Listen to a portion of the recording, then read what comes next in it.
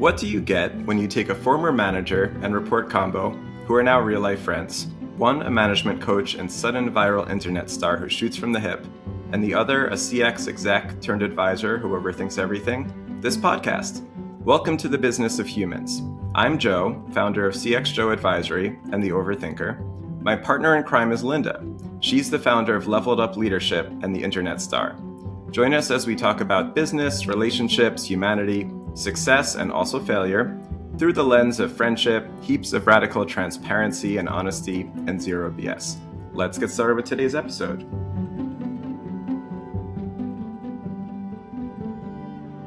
Hi, Joe. Hello, Linda. How are you doing today? I'm well. How are you? Well, you know the answer to that question. I am incredibly fired up and excited. As I always mention to our listeners, podcast recording day is always an exciting day in my life. And today more than ever, because I think today's episode is going to be pretty momentous. Do you agree with that? I do agree. And I'm so excited because, number one, it's the end of season one. Yes, season one finale. Mm-hmm. Yeah, you and I made it. 10 whole episodes. And we haven't even killed each other yet. Well, it's probably because we don't live in the same state. Right. We're not in the same room, but not only because of that. Yeah, but we did it. We did the thing we committed to, and we're already planning season 2. So the world is not sick of us yet. I shared with you earlier in the week, we had some pretty cool wins.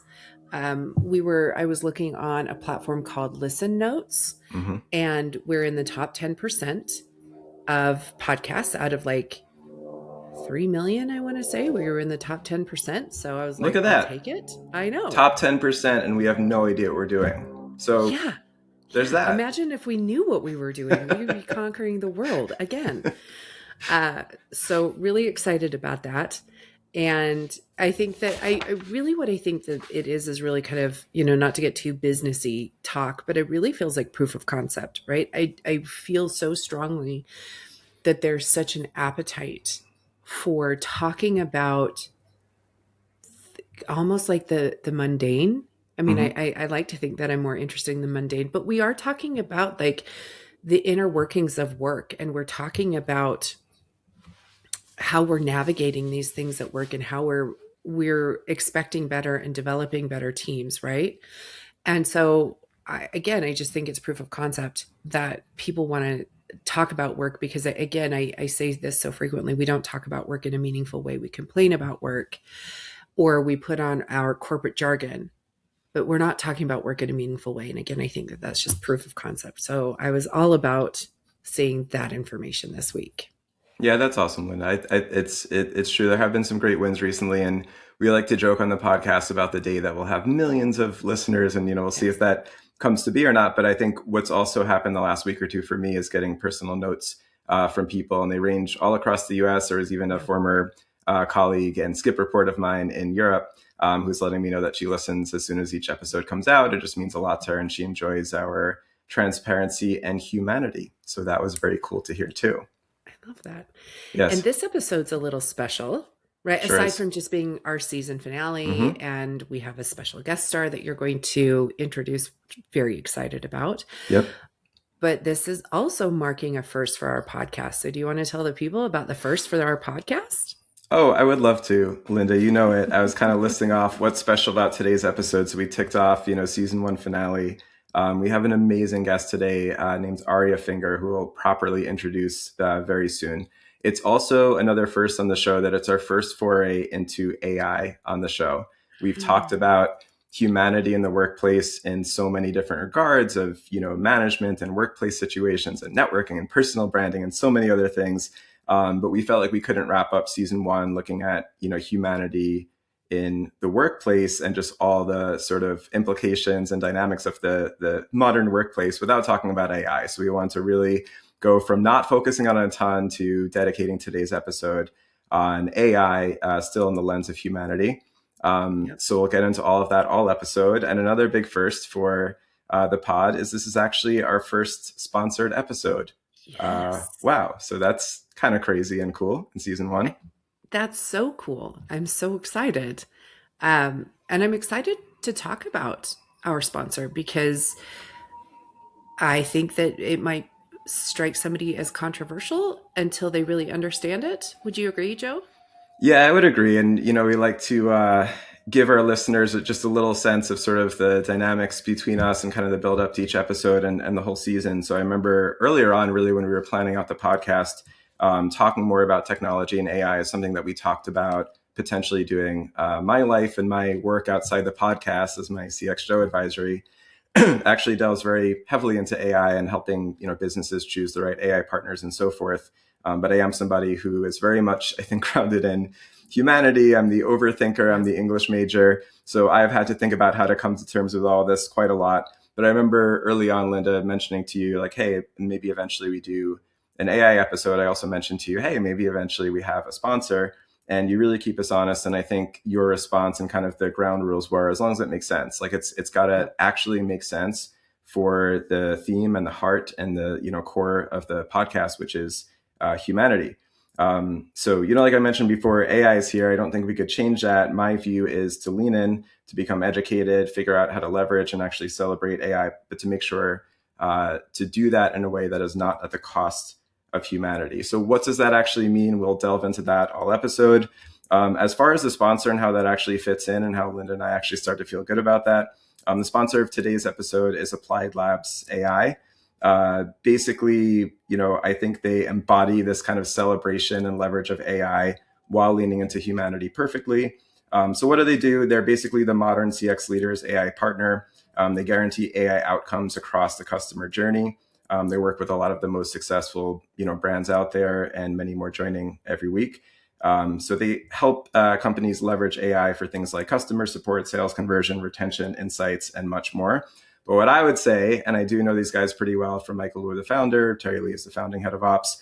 What really drew me to them and kind of doing some work with them and Linda and I to embracing them as our first sponsor is they really do keep the humanity in their work.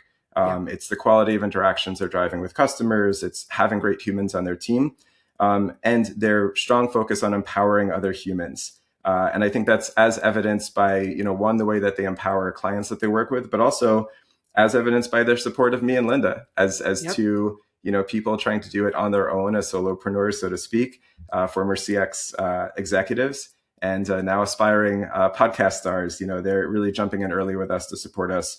We appreciate it a ton. So you could learn more at appliedlabs.ai, or you could reach out to me and Linda for an intro. I think if you speak to them in one conversation, you'll really feel the difference. Okay, back to it.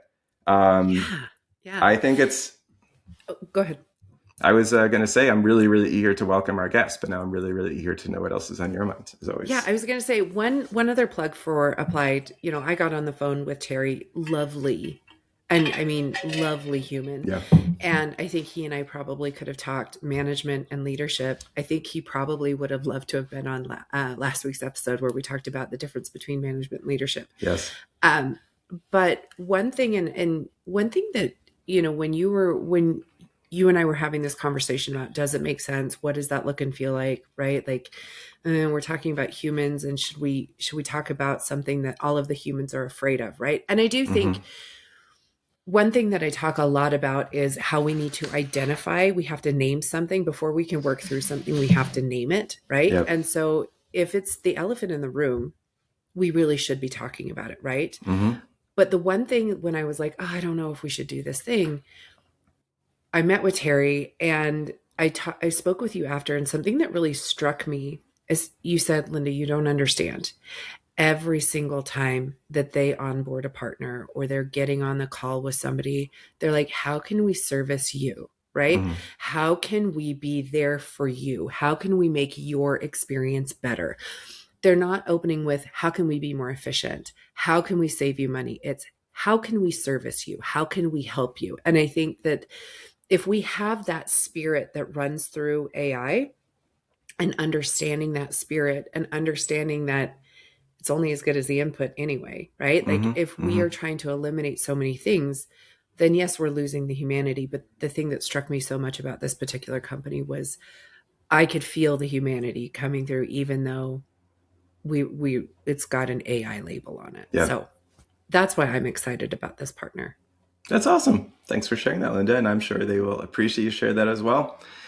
All right. So next up in our agenda for the episode is to welcome and hopefully start out by embarrassing our special guest a little bit, only from the standpoint of celebrating some of her accolades. But for anyone who's going to be watching today's episode, Linda, maybe we could bring Aria Finger on, and I'll let you work on that.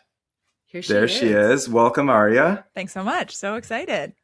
We are so excited as well. And I think that you were loath to help out with some of your bio info, but me and Linda really insisted because, I've gotten to know Aria pretty well and now Linda, but we want to make sure our listeners know a little bit about you. So here goes. Aria Finger, current jobs are basically chief of staff for Reid Hoffman and the co-host of the Possible podcast. More broadly, for the past 15 years, Aria's worked right at this intersection of social impact, technology, and the corporate worlds, while developing a deep expertise in management, business strategy, and purpose at scale. So like I mentioned, you, Aria, are currently chief of staff to the legendary entrepreneur, philanthropist, and investor Reid Hoffman, working across his portfolio. I think a lot of people, and I only know about the breadth of everything that Reid and his office and you focus on through you, but working across his portfolio of investments, philanthropic pursuits, political engagements, content efforts, and more. You are also the co-host of the Possible podcast. So we hope to delve into that a little bit on our episode of In the Business of Humans today, fellow podcast hosts. The Possible podcast is a pretty big deal, so we'll talk about that. And also very, very relevant to today's episode, Aria is an active voice in the AI community, both on the investment side as well as in discussions of its impact on humanity. Look at that, Linda. How perfect is that? Yeah. Aria is also board director at Emilio, a nonprofit focused on ending mass incarceration. This is around the part I'll start to just pick out some highlights, mainly because Aria will be furious with me if I keep reading in this much detail. But also worked her way up from entry-level associate to CEO at DoSomething.org, which is an amazing organization. It was then the largest global organization for youth and social change. Your signature Teens for Genes campaign was insane and closed half of all homeless youth, which is, again, insane. And also launching Do Something's voter engagement program, registering over 350,000 young voters leading up to the 2020 election. Fundraising expert, have raised over $40 million through partnerships with Fortune 100 companies. Got the academics here, going executive education programs at Stanford, Harvard, and UVA's Frank L. Batten Public Policy School, which the last one being a racial equity executive educational program, super inspiring, adjunct professor at NYU. And something, Aria, that I felt a deep bond with you about is I saw also that you graduated magna cum laude in economics from Washington University. That's an incredible bond we have because I was waitlisted to Washington University. So, I mean, what are the odds of that? So we should talk about that. But without further ado, welcome to the podcast again. That's quite a resume. Joe, welcome. You are too much. I am lucky to have known Joe for decades now, and Linda, I have heard such amazing things from Joe. So I am so delighted to be here. Thank you. Yeah, That's great. I'm delighted. He has talked about you, I think, since we started the podcast. He's like, okay, how can I get my friend Aria on? How can we talk to her? And I was like, I don't know, Joe, you could ask her. And he did, and it worked out. So I love this for us. This is great. Yeah. I promised Aria I would just do light highlights on the resume. So I might be hearing about that later. But again, you deserve it. It's really awesome to celebrate your incredible career. And we're going to go on a little bit of a journey today over the next 45 minutes. We'll want to talk a little bit about life, career, humanity, kind of focusing on the humanity and AI part first, talk about our fellow podcasts, and then really get into this, the main course of how to keep humanity in AI. Aria, I'd love to start out again, just with our listeners getting to know you as a human a little bit. Actually, the last part of your bio is she lives in Brooklyn with her husband and 3 rambunctious children. So I'd love to hear a little bit more about you as a human and kind of how you juggle it all. So you know what? I'm going to be spicy right at the top.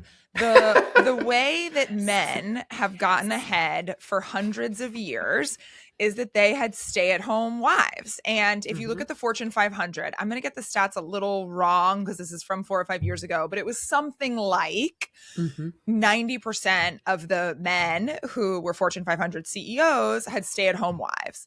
And 50% of the women who were Fortune 500 CEOs didn't have kids at all. So it was, if you were a man, you could have a stay-at-home wife and helped you. And that's how you could do everything. You could go to dinners, you could travel, you could do all the things. And, you know, I was at Do Something and I was CEO and we had 2 young kids. And then about 4 or 5 years ago, I was offered the chance to be chief of staff to Reid Hoffman. And I jumped at the chance, but I was really scared. I actually cried. I was so nervous. I had just given birth to a 3-month-old. And I wanted this job, but he lived across the country and what we were going to do.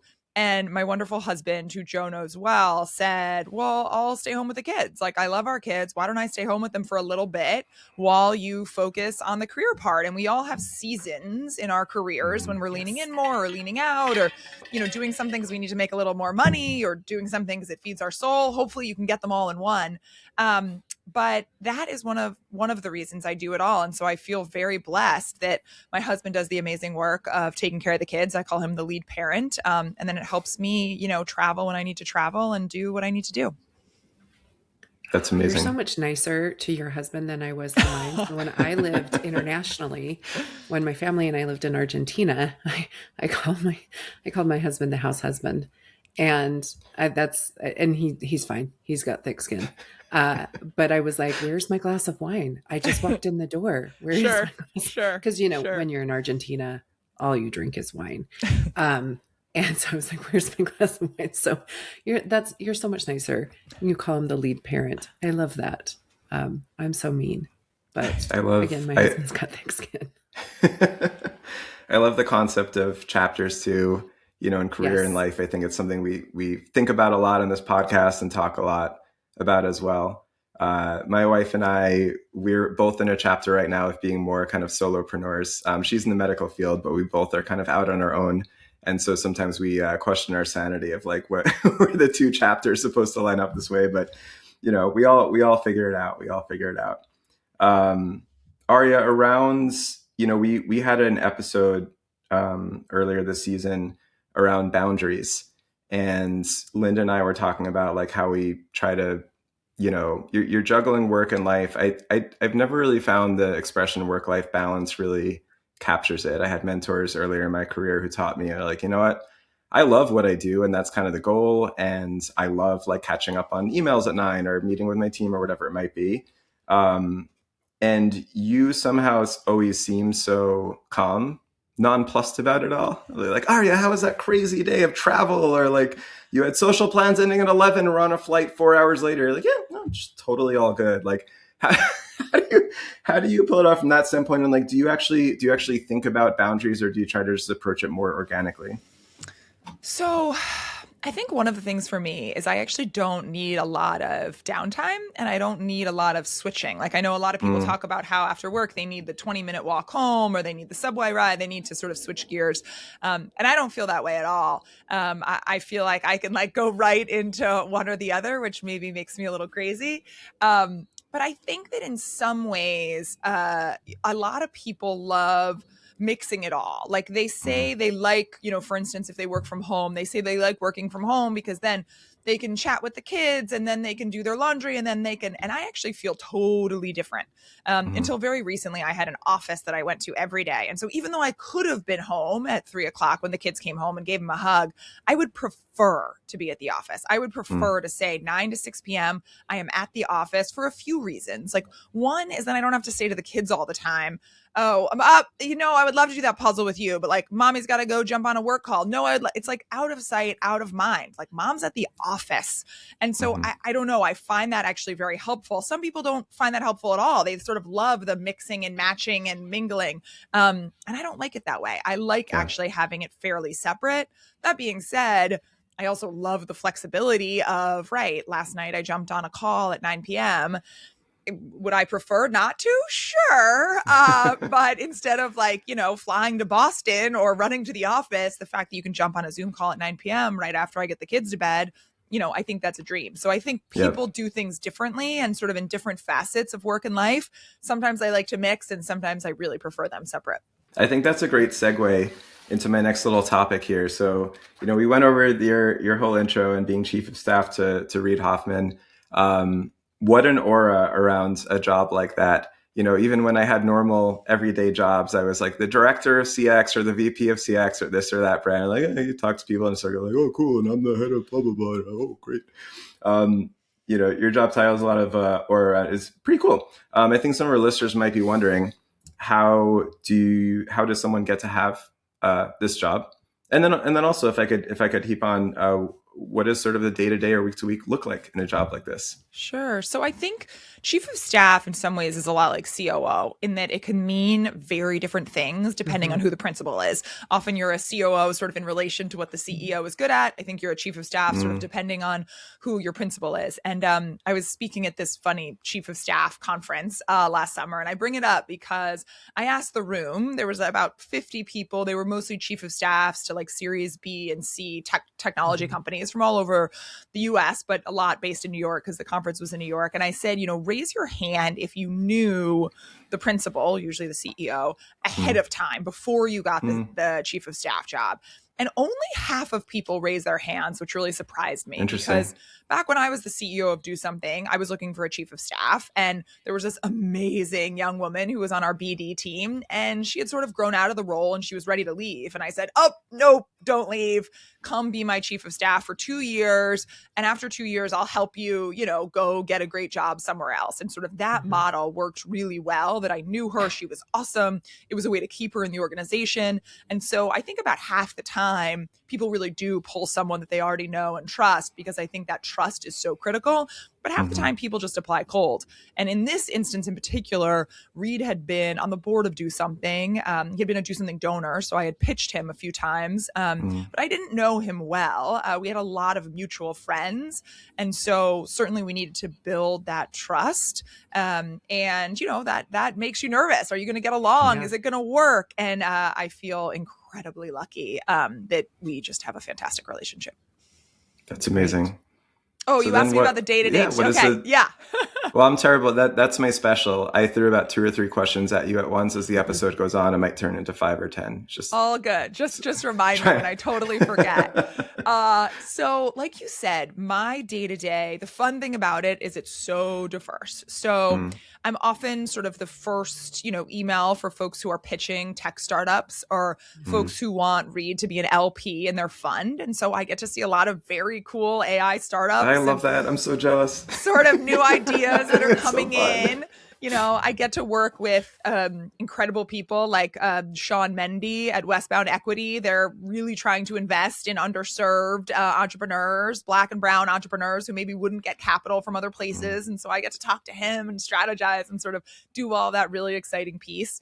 Reid is also very invested in politics. And so I'm a huge news political junkie. And so I get to feel like I'm doing something good for the world because we are focused on making the United States in particular a better place. And so I'm, talking to candidates and talking to the politics team, which is exciting. I also oversee his sort of comm structure. So that includes the possible podcast that we get to do, which is super fun. He came out with a book last year called Super Agency. And so I sort of shepherded that with a team. Again, none of this is me. This is all with an amazing team around me to get sort of the word out about how, it's called Super Agency. What could possibly go right with our AI future? So like, how do we shoot towards like the good stuff?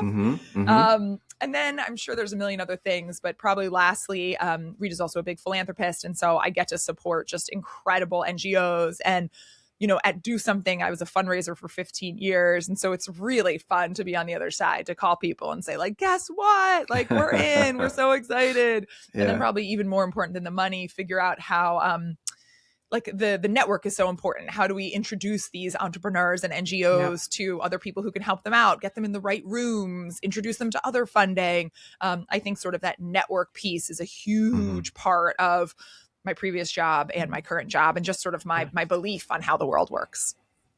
Yeah, it's kind of a wild intersection of, I know a lot of the things that you're passionate about and amazing at and have focused on in your life and career. So pretty awesome.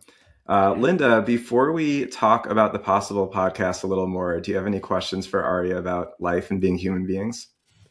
Uh, no, I mean, your story is just so, I think it's so inspiring. And, sadly, there aren't enough women in positions like yours. And I think it's so great. And I love, I almost feel like as I listen to your story, and this is more of just a comment, not really a question. As I listen to your story, I'm like, I don't think anybody other than a woman could do this, just with all the different hats and the different, like the switching gears and the way that it sounds like you have to prioritize your day and do those things. And I think that this is like for all of the female listeners who are out there, I think like you are the beacon for, like you are that person to be like, yeah, and I can do it. And the things are fine. And I know, here are the things. And I was getting anxiety just listening to like, wow, you're switching gears again. And I just think it's so great. So, just delighted that you're here. Trust me, I'm going to come in with some hard questions when we dive in to AI, but this was just more of like, I'm kind of fangirling a little bit. That's all. I feel a little emotional. I don't know about anybody else. Okay.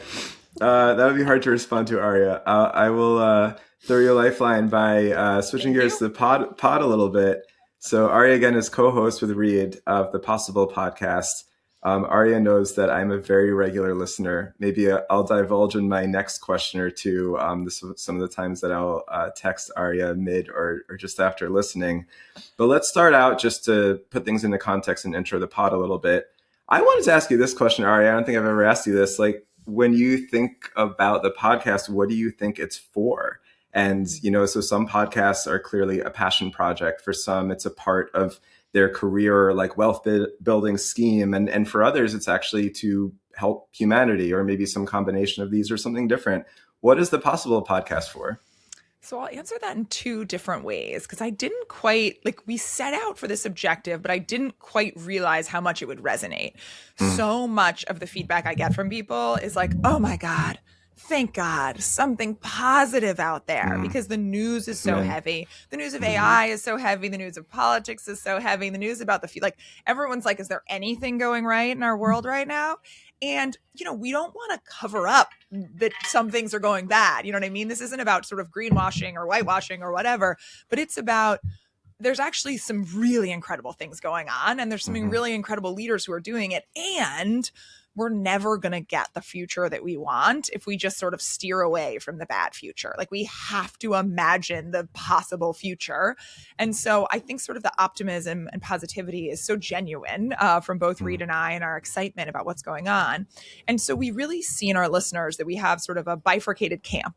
On one side, we have tech folks, we have entrepreneurs, we hear from startup leaders, and we want to sort of inject a dose of humanity for those folks. Like, yes, it's okay to want to have $1 billion IPO. Yes, it's okay to want to build this technology, but you can do it while being human, and you can do it while instilling those vibes in your company and your people.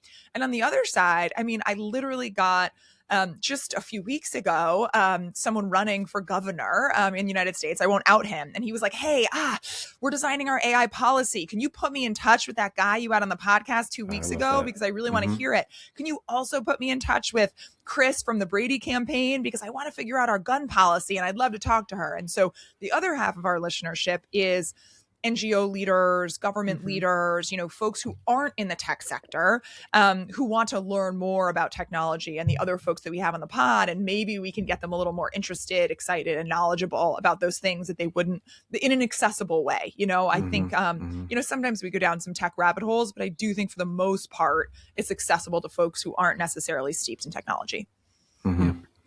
Very cool. Amazing.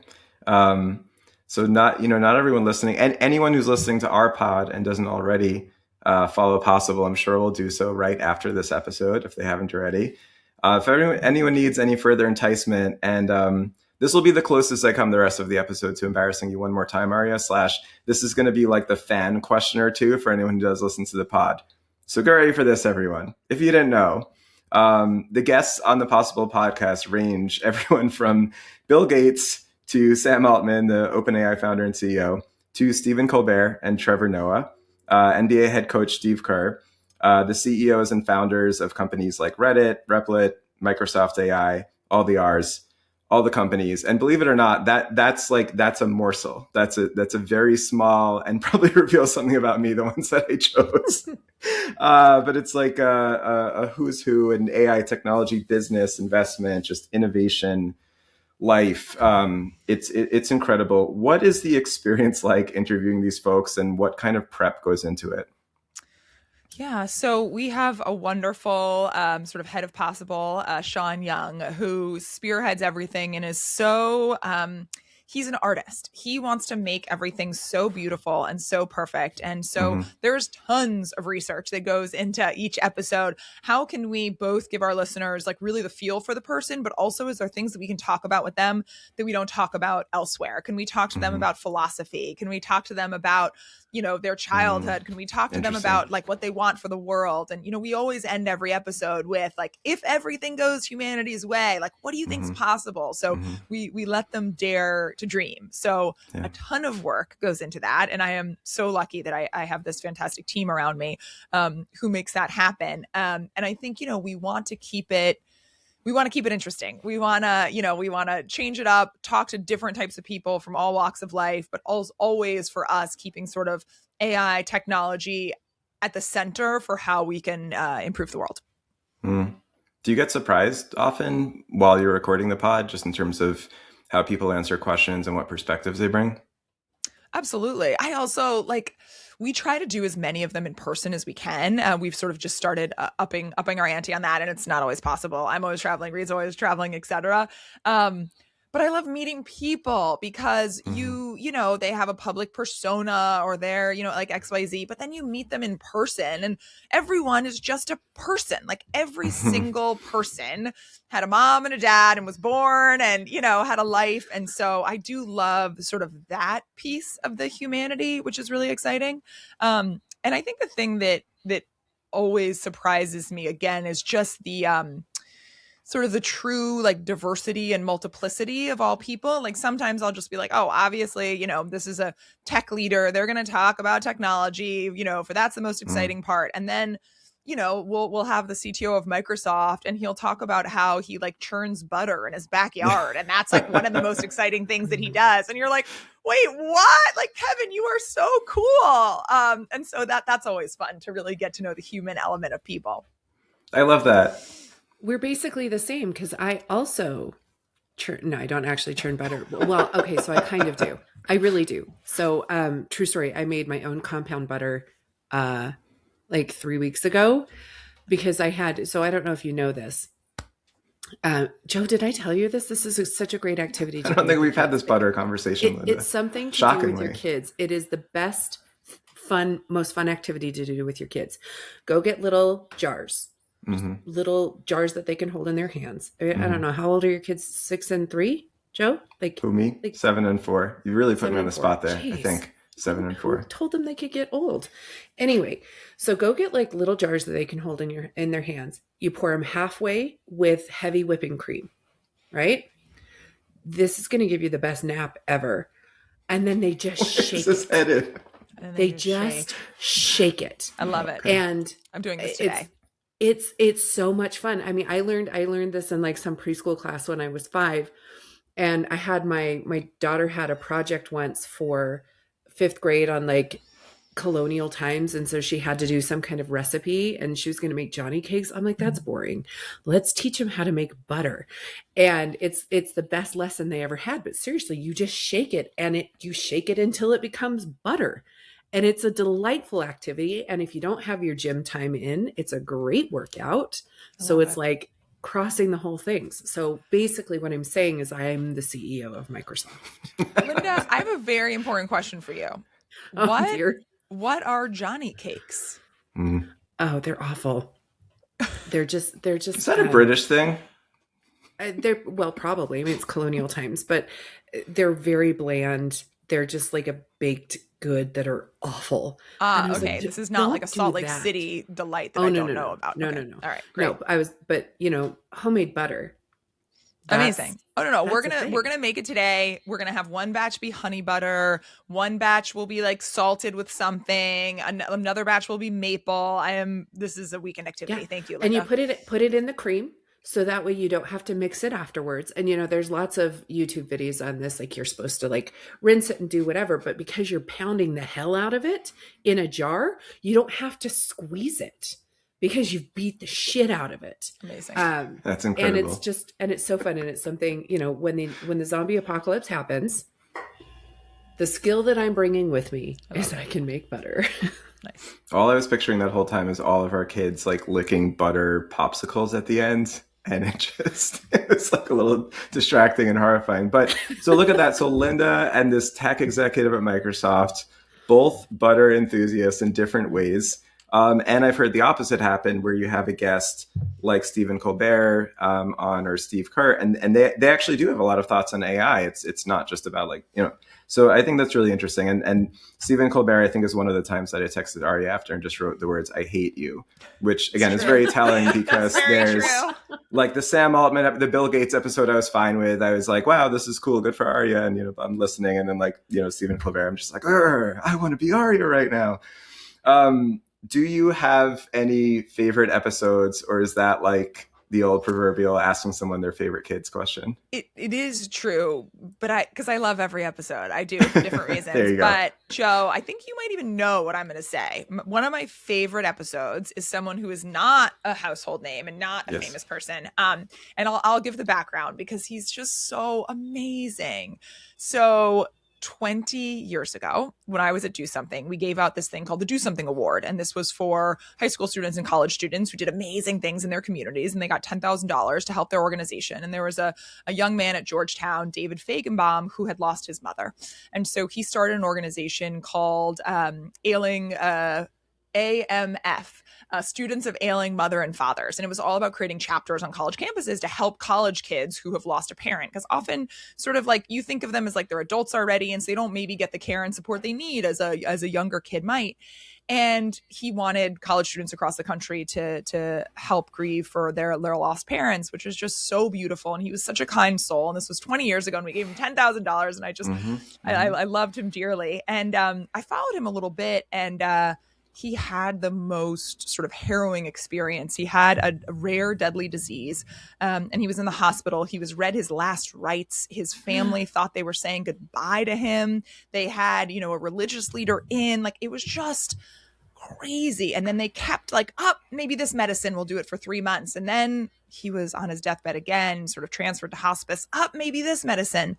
And then he was a med student, and he literally tried medicine on his own blood to try to find what medicine could cure him from this disease. And after many tries, he did it, and he was cured, and he has been in remission for 10 years. And he said to himself, I got lucky. I was a med student. Not everyone can do that. I want to figure out what medicines that are on the market right now can be helpful to cure some of these rare diseases. Because we all know, of course, there's lots of money helping for heart disease and cancer, and we hope those are enormously successful. But there's a lot of rare diseases that right now sort of the quote unquote market will not serve because it's not worth it to save 100 lives or 1,000 lives, as callous as that sounds. And so what his organization does is they actually use AI, which is one of the reasons I'm very bullish on AI, is they use AI to help match one of the currently approved medications that we have. We have over 4,000 approved medicines by the FDA. That's one of them, saved his life, and match them with these rare diseases. So we don't have to go through $1 billion of clinical trials. We can actually find a medicine hiding in plain sight that could be used to cure the life of someone. And they have helped save dozens and dozens, I think probably hundreds at this point, of lives. Yeah. And they are just, shooting for the stars, and AI is helping them along that journey, something that would have been impossible 10 years ago. So anyway, if you don't know David Feigenbaum, his story is just beautiful. And, he turned his own tragedy into an amazing organization. That, I didn't know you were going to say that, but it would have been my guess. And it was really powerful even hearing you kind of retell or intro the story for those not aware. The episode's amazing. And there's a moment in the episode, by the way, where like I imagined maybe you hope to facilitate this. I don't know, but where Reed just basically committed support to him and basically was like, hey, would this help at all? And he's like, actually, that would help a ton. And it's like, great. And I thought that was actually a great moment. And some would probably find it shocking who don't get too close to all the AI stuff. They might envision like a Reid Hoffman, giving $1 million to an AI company and just absolutely assume that that would be around some, for-profit kind of investment. And like, oh, great, this company's getting even bigger through that investment. This was not that at all. And I thought it was a really powerful moment, and it was probably a good example to people how an investment in an AI company could, look very different and serve a very different purpose than they might imagine. Joe, you're giving me too much credit. David Fagenbaum was complaining about, not complaining is the wrong word, sort of wishing and hoping that he could have additional dollars for compute so that he could have sort of more AI power to do this. And Reid just goes to me, hey, Aria, why don't you ask that question again? Ask me that question again. Okay, gotcha. And I was like, okay. And Reid surprised us all by committing $1 million to help them with compute right then and there. So it was super fun. So yes. That's the backstory, and it's a little different than I pictured, and it's just as simple as that, huh? Exactly. It was a kind dream. of like an Oprah moment in the most powerful and altruistic and just amazing ways. We've talked a lot today about keeping humanity in AI. Here's a stat that puts it in perspective. 81% of customers would rather wait for a human than talk to AI. That's not an anti-AI stat. That's a quality stat. And that's exactly why Joe and I felt good about Applied Labs as our very first sponsor. If you've been shopping AI for customer support, you've heard everyone claim 60% ticket resolution. Applied Labs guarantees it. Go live in 30 days, 60% AI resolution in 90% CSAT throughout. No one else is putting that in writing. That's right. They're guaranteeing results like nobody else is. And here's what else makes them different. You get a dedicated agent PM who owns outcomes alongside your CX team. And I've met these folks, they're fantastic. That's the humanity piece. And Applied Labs unifies AI agents, help desk, QA, and analytics all into one platform. Easy. So the AI is going to handle some of the complex stuff like refunds, subscription saves, product recommendations. That frees your human agents up to do so much else, all the things that humans actually do best. So think of Applied Labs AI as a fast-growing AI CX partner for direct-to-consumer brands. It's trusted by FabFitFun, Sundays for Dogs, TrueMed, and so many others. And look, I spent many years in subscription CX, where keeping customers is everything. Linda, getting the customers is easier than actually keeping them. Applied lifted subscription saves 40% for Sundays for Dogs. That's actually 7-figure net new revenue annually. Boom. So if you're ready to transform CX from a cost center, and we've all heard that, to a growth driver, and make AI actually work with your CX team, visit appliedlabs.ai. That's appliedlabs.ai. Do it. We want to, use a lot of our remaining time to if there's anyone listening, like they said they're going to talk about AI. Well, we've started to, but as we continue to talk about AI for the rest of the episode, I know from Linda, we always commit our listeners. We don't over prepare. That's for sure. But we do talk a little bit. And Linda actually let me know that she wanted to ask a question that sounds like a simple question, but is an amazing question about AI. And I think you know what I mean, right, Linda? Yes. Okay. Can you define AI? Woo. And the reason I asked, I'm going to give you a beat here. So I was at a conference a couple years ago, and each person I met, I was like, oh, and who are you with and what do you do? And they're like, I'm an AI. And I'm like, what does that mean? And they're like, I don't know. We do something. And I like fast forward to the Olympics, right? Because I'm an Olympics fiend. You loved watching the Olympics, Linda. I do. I thought of you every time I watched.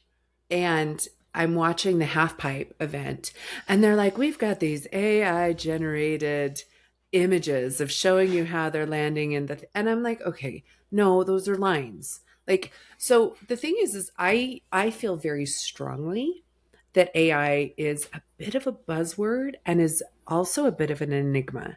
Like, we're going, can we define AI, right? Like, I watched the movie. I think Will Smith was in it. Didn't love it. No, maybe it wasn't that one, but there was an AI movie, right? And I got it. Artificial intelligence. Get it? Got it. love it ish. But I think that it's become an enigma. Like I don't know if we can define it. So I feel like you're a resident expert. You're really saying if anyone's up for the job, it's Aria. Yeah. Here's your hot seat. But can you define AI for the people? I will agree with you that it is an enigma. And partially it's because the definition keeps changing, to your point. So, well, let me start by saying I think AI is a buzzword, a mystery, and absolutely here and real and going to change our world in ways good and bad. So I think some people think it's sort of like a bubble, like it's sort of like, I don't know if people outside of Silicon Valley, but 4 years ago, everyone was talking about like the multiverse and NFTs. And, remember that? Exactly, Linda. And so I think some people are like, yeah, we did this 4 years ago with the multiverse and NFTs and all that garbage. So AI is the same. I really think AI is different. And so one of the reasons why I think the sort of definition is confusing is that the whole goal of a lot of these labs was to reach artificial general intelligence. And back in the day, that sort of meant passing the Turing test. And the Turing test was a famous scientist and mathematician said that you would pass the Turing test when you could talk to someone or something and not be able to detect man from machine. And so this was sort of what everyone was shooting for decades. Can you talk to someone and not know that you're talking to AI as opposed to a human? But then what happened is that these labs moved so quickly that we blew past the Turing test a year ago, 2 years ago, 3 years ago. When you're talking to ChatGPT, besides maybe for some annoying, flattery or whatever, you could be talking to a person. They have better grammar than I do. They have better diction, the whole thing. And so we kept changing the definition of artificial general intelligence because we said, oh, no, we're not there yet because it can't do this. Oh, no, we're not there yet because it can't do this. And the truth about AI right now is it's really spiky. So it's like really bad at some really basic things, but it's really incredible at things that humans could never do. And those are also constantly changing. And so you hear people saying, well, listen, if you tried Claude or you tried Gemini or you tried ChatGPT 3 months ago, try it today because it's so different. So when we talk about AI definitionally, most people, what they mean is LLMs, large language models. And this is what ChatGPT and Anthropic and Google put out there. But when OpenAI was starting back in 2017, 2018, they were thinking about ways to reach AGI. And they had a bunch of different sort of theses like, how could we get there? Large language models was just one of them. And it happened that it was like really working. And so they're trying that way. But there's a bunch of other ways to sort of use artificial intelligence or to use this sort of scale compute that we have to get the outcomes that people want, whether that's world models or something else entirely. So I am not answering your question about what AI is. It is absolutely this computer that can think and reason for itself. Okay. Wonderful. So again, we're still going to slap AI on everything, right? Oh, because there's also the business side of things where like any company added AI and then like added an extra zero to how much money they were raising. Yes, that is right. Yes. Amazing. I just can't wait to see it in the cereal aisle. Like that box of AI. Very excited about that. I'd like to see an image of me eating those Cocoa Puffs. That would be very life-changing. I think that this is because it's, all we hear is AI is taking our jobs, right? AI is taking our jobs. Like, what are we, like AI is doing this and AI is doing this and the job market's terrible because AI has taken our jobs. And I don't subscribe to that level of chaos. I do believe similar to, Joe, you and I were talking, similar to like factory line workers where, we introduced machines to tighten up bolts and they were doing it more effectively and safely and lowering like risk, right? So I do believe that there are going to be some functions of people's roles that are taken. But then I also think of, I really love analogies and I love to like make things tangible. I think of the movie Hidden Figures, right? And there was this really critical moment when and I didn't know this, I learned this from the movie because don't we all learn everything we know from movies?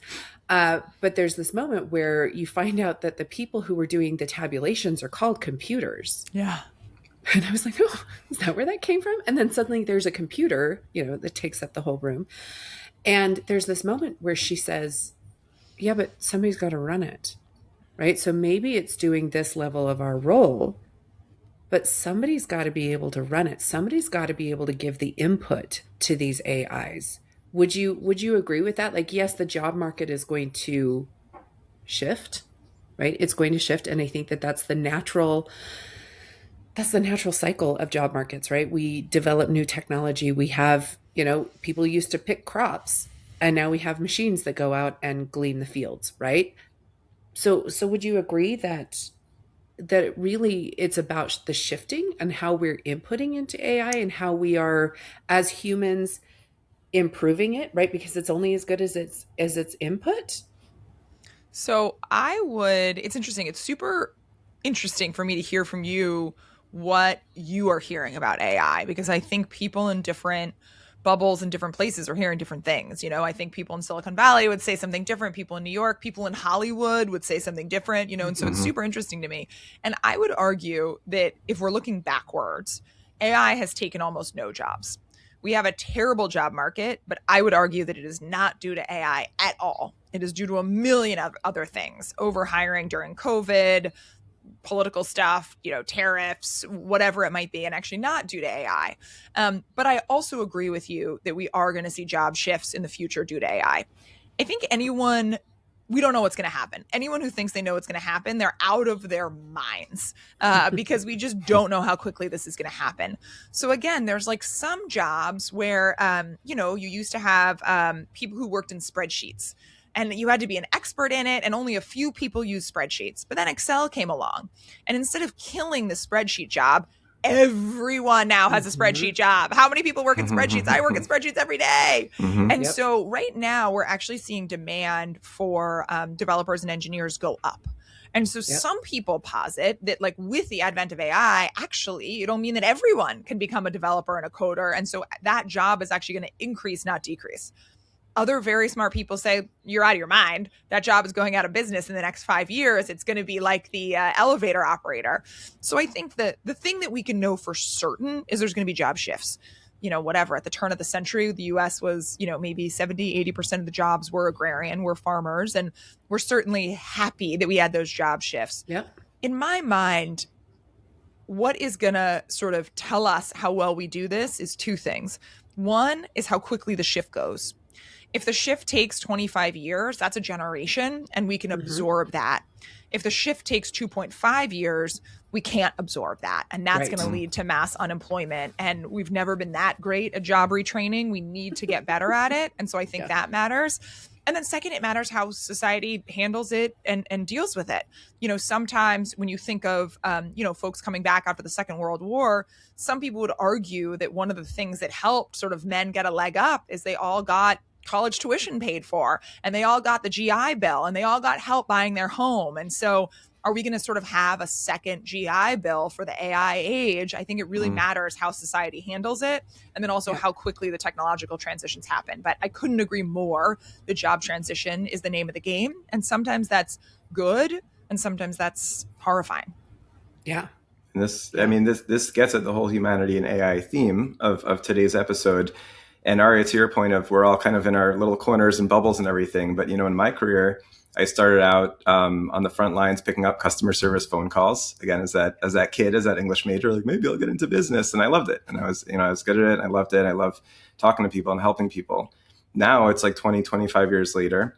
And a common situation for me would be a company like a brand leader, CX leader, founder coming to me and saying, hey, like, there's a million options for AI partners for customer support and conversational AI. Like, which one should I go with? So I'm always like pinching myself, like, why are they asking me? I'm just a dumb kid, but I love this stuff. And maybe they like getting my advice because I'm not too technical, but I kind of have a sense of what might work for them and their business.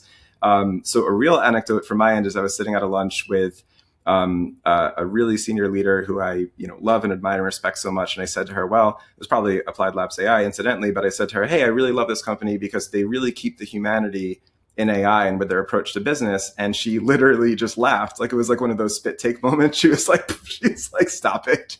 That's ridiculous. I was like, no, I don't think it's ridiculous. And, but those are one of the real life or career moments where I do think of you, Aria, because that's like kind of how that skepticism and doubt manifests in my day to day. And then I think of you, and again, like the premise of the possible podcast. So I'm going to ask you another big impossible question with that huge buildup. But like, what does keeping or driving humanity in AI mean to you? Yeah, so I do. It's funny. I so sympathize, empathize, connect with the spit take of like, yeah, right, Joe. And in other ways, I think it's totally possible. I actually, Ethan Mollick, the sort of AI evangelist from the University of Pennsylvania, he often says, like, we're talking about developers, and that's great, but like, that's a tiny, tiny bit of the labor market. A huge bit of the labor market is managers. And you know what people are horrible at? Managing. And so you could Hey, Linda, that's your jam. And I'm sure Linda could teach me a thing or 10 about how to be a better manager. But I think about sort of the best managers and colleagues and whatever that I've had. And one of the things they do is they remember things about you. How is that kid's birthday party this weekend? Or like, weren't you going on that trip? And listen, some people have better memories than others. The way some people do it is they write it down in a spreadsheet. The way other people do it is they just like keep it all in their head and they're wonderful and they're amazing at it. I hate those like, people. I know. You're like, I'm the spreadsheet guy. Yeah.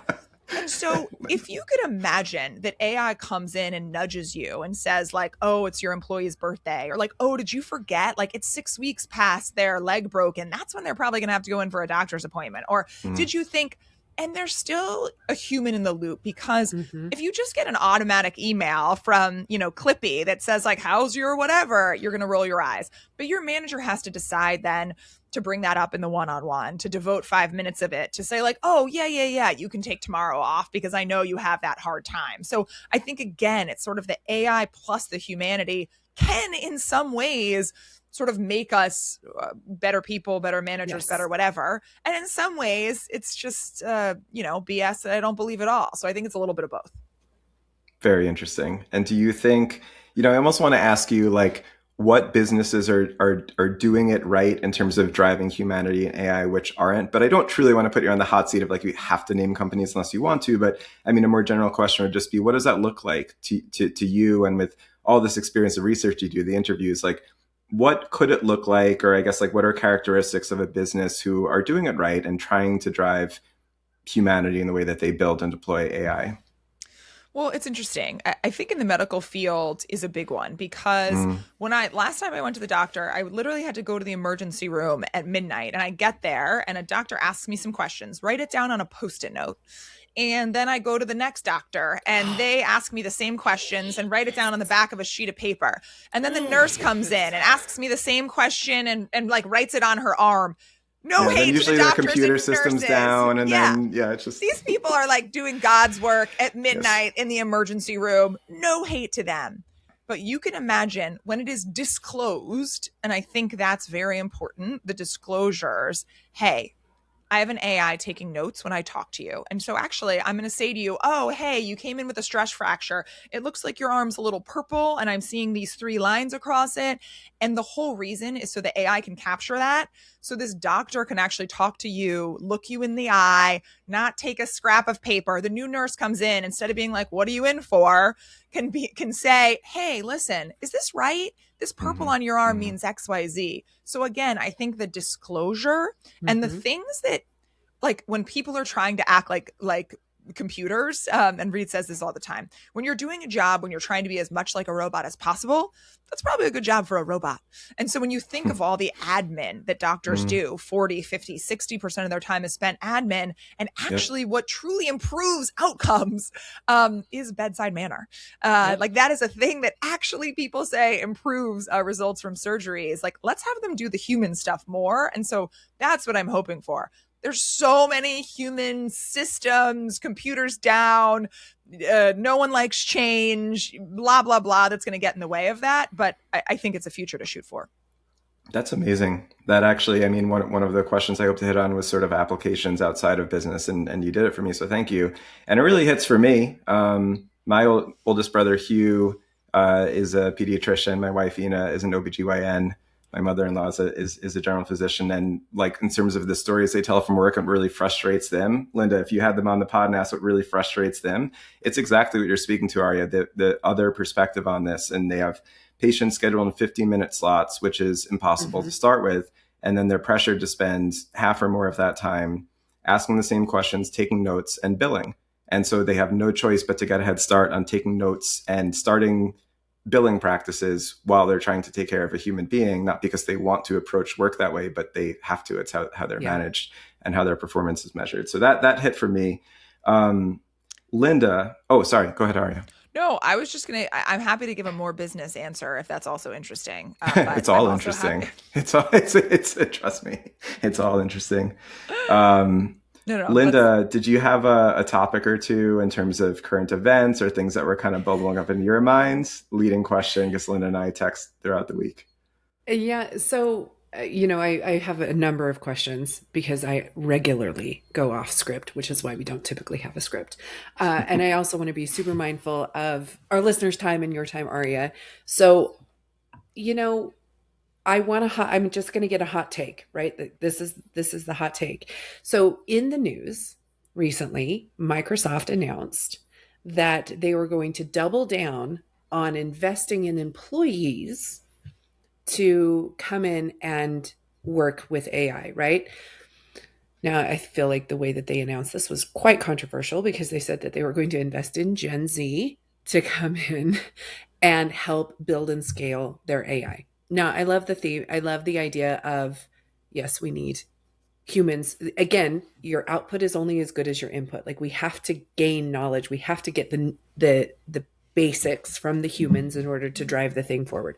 So I love that they're doubling down on that. But I have some opinions on, Gen Z and whatnot. But what's your hot take on Microsoft kind of doubling down? Or I hope this doesn't get you in trouble with the guy who turns not at all. Not at all. Yeah, full transparency. Reed is on the board of Microsoft. I have no insider knowledge. Without knowing the whole story, here's what I would say. I have a good friend and he was telling me that he was building agents to help him in his sales job and that it was enormously effective. And he, it helped him prospect. It helped him talk to people. It helped him understand who they were. And I was like, man, you are awesome. Like, way to use AI. And he's like, well, actually the company came in and showed us how to do it and gave us the tools. And so everyone's doing it. And I was like, oh no, that's not bad. That's good. Like, I do feel like in some of these situations, employees are at sea. It's just like, you better be using AI. And I get it. You got to be curious and you got to figure it out. But I also think companies can help them. So if Microsoft is genuinely helping employees use AI so that they can transition from a job without AI to a job with AI, which is like what they will need so that someone else doesn't take their job, I love that. If this is just, young people can come in, they're cheaper than you, we're going to jettison the old people and bring in the young people, I don't love that. And so I think it depends on the specifics. And I think that's what's so hard with AI in general. Like, there's so much nuance. And so it's like, to be like, I hate AI or I love AI, it's like, wait, what? No. I hate AI when there's, child porn on social networks. And I love AI when I'm able to do mass customization for all of my customers. And so I get to surprise and delight for them in a way that I never would have before. And so again, I think it's sort of a cop-out, but really we're humans and we get to decide how to use this. And some people are deciding in a really shitty way. And some people are deciding in a really magical way. Amazing. Yeah, I've basically decided, I've thought about this stuff and I've thought, like, who knows where this all goes with AI and humanity, hundreds or thousands of years in the future. But probably in the scope of my lifetime, I do think that it's a really interesting and kind of noble pursuit to just think about how to drive humanity in AI. And, two of the really kind of general buckets I've put that into of what that could look like is, one, how it's deployed, what outcomes we're trying to achieve. And I think, Ari, you've been speaking on that incredibly throughout, the episode, and you're kind of at the forefront. And also it's about just having great human beings who are working in AI and the way that they go about working with companies and deploying AI at companies and how they treat people along the way. And that's also how we keep humanity in AI. So A couple of words from the soapbox from me. I guess the final question I'd have for you, Aria, is for someone who's listening, like I would imagine there might be one or more people listening who are thinking, gosh, like when I hear Aria talk about AI, it sounds great. Like I'm not intimidated anymore. But I think part of that command and the comfort, comes with expertise and time and knowledge. And, for somebody listening who wants to dive in more and maybe kind of work their way towards a level of command and comfort, like any advice for them? I don't know if you've ever gotten this question, but like, how do people kind of get started to take away some of the anxiety and just, become more comfortable and more of an expert? So one of the hard things is I do think you need to keep trying new things every few months, because every few months or sometimes even every few weeks, there's a new model, and the new model capabilities are often pretty stunning. So something that you thought was garbage a few months ago is great now. So I would just say try to use the latest and greatest models. And if you're on a free version, get the $20 a month. It is much better than the free version. It sucks to spend $20, but it's worth it. So get the $20 a month, try it out.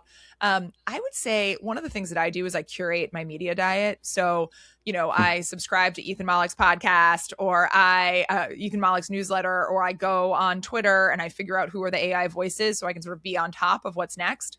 But also like AI can help you. So you can ask Claude and say, hey, I'm a marketing manager. This is what my day-to-day is. This is where like I struggle. This is where I have like, do you have thoughts on ways that I could use you? And so have them be your thought partner in figuring out what to do. And in the beginning, you're going to waste time with AI because it's going to take longer. And that sucks. But you've got to get through that. It takes longer to get to the part where it's actually saving you time. Yeah. And I really hope that Claude says, oh, you're having trouble at work? You should call Linda. Like, there she'll you go. help you. I'm sure. So I don't know how I get that into Claude. That's how to use AI for good, is to make sure that Linda Harvey is mentioned. Just call Linda. I will say one other thing, because I said like, oh, and you can save time, because I think that's helpful and I think you can save time. But I actually think the most magical thing about AI is doing things that you wouldn't have done before, like doing things you couldn't have done before. And so really sort of pushing the AI that you're talking to, like, actually, no, like what's some surprise and delight that was just impossible because of the constraints that were in my universe before that now are possible. And that's even better than the time saving, better for everyone, better for creativity, innovation, better for your company, better for your job. So I would just push you to try to do that if you can. Love that. Amazing. Well, I think, we are at the top. We've done the things, we've talked a lot. So I think this is kind of where we start to wrap things up. But, Aria, one thing that I like to ask at the end of each episode is, something that's got you hot under the collar, and it can be AI driven. It can be, maybe you didn't like your cereal this morning. Like, what's got you? Because mine's going to take a serious left turn, and that's actually a preview. Too many texts from Joe before the podcast recording. So Aria, tell the people what's got you a little hot under the collar. Here's what has me hot under the collar. There was a recent study that said that 50% of American parents wouldn't let their child go to a separate aisle in the grocery store because they were afraid they would be kidnapped.